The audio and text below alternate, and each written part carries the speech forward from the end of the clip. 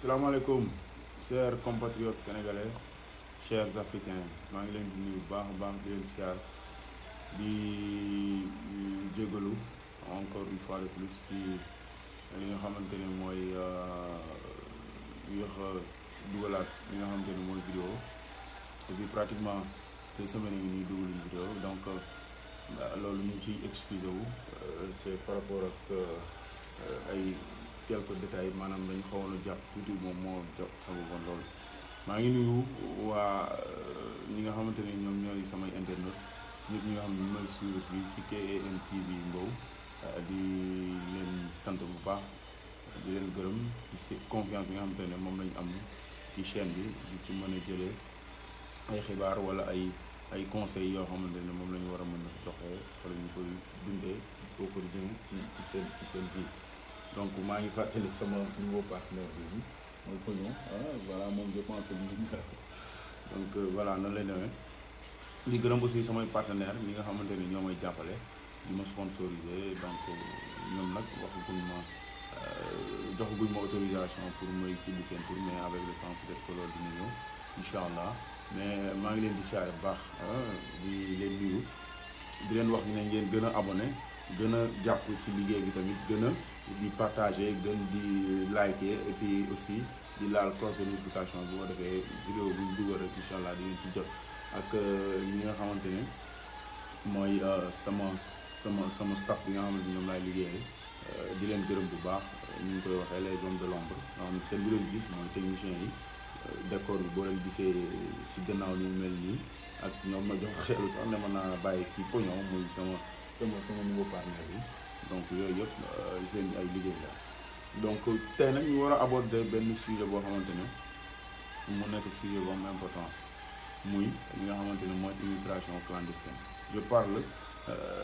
tout le temps aux Africains. I'm not talking about only Senegalese people or Gambian people. I talk with all African people, you know. So sometimes I can speak English very well. Di ko defee ñi nga xamante ne ay africain lañ mais di làkk yeneen langue yu ci mel ni English wala French wala yu ni mel donc ñu lay mën a dégg ay benn mot ñaari mot pour peut-être mën a comprendre parce que ñi ñuy suivre dafa bëri macha allah de telle sorte que voilà mun loo jàpp benn langue wolof bi rek wala français rek di ko wax donc il faut sometimes you can speak English with them so voilà ñu mën la comprendre mën a xam au moins surtout tuuti ci li ngay wax. ñi nga xamante ne mooy young boy yi young people yi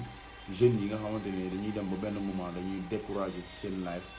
ba mënatul ñoo toog ci dëkk bi nga xamante ne voilà peut-être seen ay maam ak seen wéjur yëpp fi lañ sosoo juddoo fi yaroo fi màgg fi ba tax ñu ne dañuy jël li nga xamante ne mooy mbeex mi ñenn ñi di ko wax géej gi pour dem pour ne bu ñu duggul Europe jàpp nañ ne duñu tekki ci seen life maanaam du ñu am koom bi nga xamante ne moom moo leen war a dimbali ci seen jaamu yàlla benn dimbali leen aussi tamit ñu mën a préserver seen ay valeur maanaam seen dignité donc yooyu yëpp ay mbir la yoo xamante ne day sabab lu tax nit ki voilà muy jël décision pour bàyyi fi mu jógee ci bàyyin boo xamante ni nag pratiquement du leen neex ñoom parce que dañuy am ay traumatisme psychologique yoo xamante ne au sein de leur famille ci seen biir famille yi voilà fa lay jógee donc ndax da ngay juddoo ci famille boo xamante ni peut-être yow da ngay nekk ak mag nekk ak tante nekk ak goro nekk ak yaay nekk ak ay frères et sœurs xam nga nekk ak voilà ay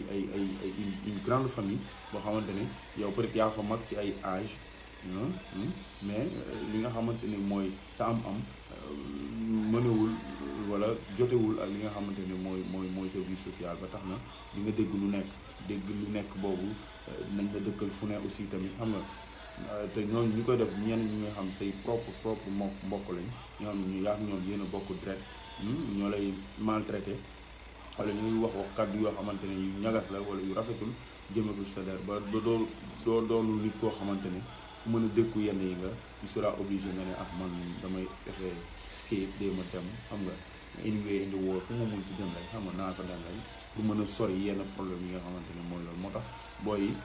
du ñu am moyen possible pour mën a jël vol dugg avion dem mais ils feront le maximum possible de quitter leur pays te yooyu yëpp ci bokk tamit yi nga xamante ne dañuy manque d'espoir la maanaam da ngay dem ba dootoo amati yaakaar ci sa dëkk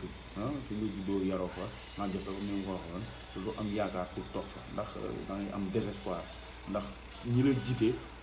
nekk soit voilà mooy autorité étatique yi li nga xamante ne moom la ñu war a def ci jeunes yi à 100% duñ ko matale mais nag néew ma ne defuñu dara en fait waxuma loolu je ne dis pas ça mais li ñuy def demande bi en fait moo ëpp li ñuy offrir nit ñi offre bi donc ci wàllu liggéey ba tax na booy yi dañuy bëgg am seen ay problème familial seen ay problème personnel yoo xam ne dañ koy bëgg a faj mais duñu am fu ñu ko faje parce que jàppuñu ci dara loo xamante ne moo leen di mën a permettre ñu mën a faj seen soxla yooyu ñoom lu ñuy gis rek mooy jéem a dem voilà fu ñu dem rek nañ dem rek fu ñu dem en tout cas nañ dugg Europe voilà lu ñu fa am baax na lu ñu fa góobee gar ko lu ñu ci góobee gar ko ba tax ñenn ñi dañuy des ci géej gi ñenn ñi yàlla mën na leen dimbali ñu skate ñu rëcc voilà mais ñenn ñi aussi tamit voilà dañuy perdre espoir donc noonu lay demee ba tax na loolu yëpp comme ni mu ko waxee li koy cause mooy da ngay nekk ci famille boo xamante ni comme ni ma ko waxee léegi dañ lay war a mën a jàppale mais duñ la jàppale duñ la jàppale mooy dañ lay diingat di la xeex naan la jugal nga góorgóorlu ci ne rek na malgré que peut-être yow di nga jug di góorgóorlu ji mais yàlla suñu borom moo yamalewul wërsëg comprendre nga yamalewul wërsëg yi ba tax na yow li ngay jóg di daw di ko wuti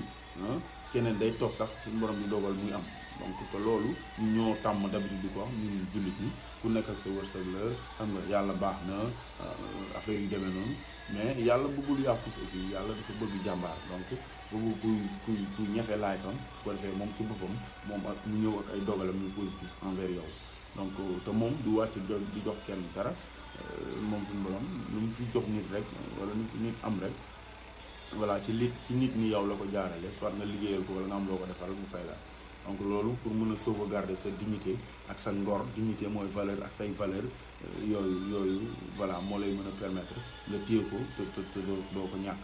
donc ñi nga gis ñuy def naka su dul noonu di jaay seen bopp bu dee jigéen ñi la bu dee góor ñi ñuy dem di agressé wala di def di n'importe quoi yëpp dañu manque d'espoir la ak manque de lucidité manque tamit tout le temps ñoo xamante ni li ma doon wax fële ci vidéo yi précédentes yi mooy maanaam di fàttalante mooy nit dina dem ba benn moment voilà dootul xam ban univers la nekk bu ko defee bu gisul kuy wax ak moom rek mën na def loo xamante ne ëllëg ay regret la koy jural ba tax na booy yi ñu ci bëri dañuy jël géej gi ne dañuy dem baar sàq wala baak wee anyway phénomène mondial la en fait booy xool sax pratiquement jamono yi ñu toll nii wàññeeku na bu baax jamono yeeg par rapport ak at yi wala weer yi ñu génn ci gannaaw donc gënoon naa metti mais booy yi ñu ngi conscientiser wu de plus en plus ci xam ne voilà sa dëkk moom ñu yaa koy mën a toog liggéey ko mais damay revenir encore une fois ci suñu njiit yi lii laay war a sóol yi suñu njiit yi nañu fexe di maintenir seen ay population surtout jeunes yi ci dëkk yi ñu jiite mais le problème en est que ñoom seen mauvaise gestion bi ñuy def yu ci bëri moo tax booy yi xam nga di skate te booy yi tamit nañ bañ a yàkkamti seen àdduna donc li ñuy wax ne yàkkamti yàqule loolu lu am la donc nañuy bàyyi seen xel bu baax tey góorgóorlu te ñafe seen life gëm ne wala ñu xam ne donc yàlla suñu borom moom gëmul nelawul te li tubaab naan tu ne récolteras que ce que tu as semé ñu ki mënoo ji tamaate am pomme wala nga ji mango am orange c'est impossible voilà li nga ji rek moom ngay góob donc nit ku nekk foo nekk war ngay bàyyi sa xel sa diggante ak sa borom loo mënti def sablaat mu baax ma daan na ko wax naan bëri pexe jubal te jub da koo gën donc nañu jéem a fexe jubal muy ci ñëpp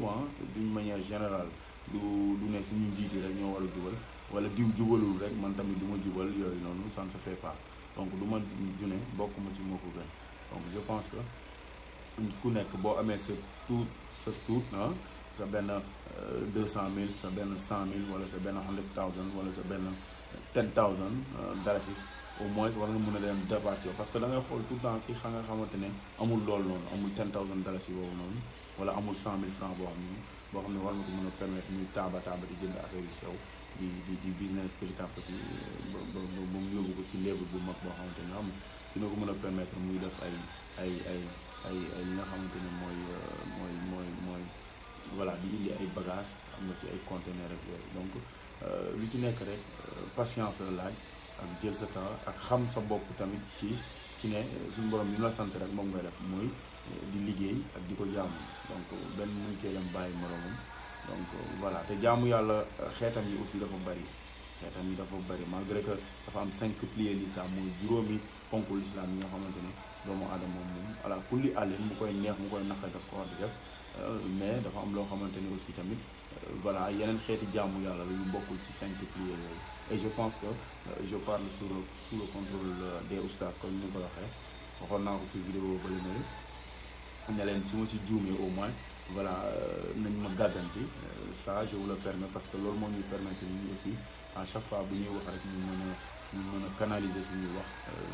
mën a xam li ñuy wax mën a maîtriser li ñuy wax de telle sorte que ndax ñu ngi bàyyi xel tout le temps que ni à chaque fois du moment wu ñu ngi nekk di wax rek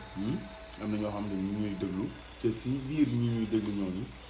am na ci ñoo xamante ni ñooñu gën xam fuuf wala gën ñoo maîtriser li ñuy wax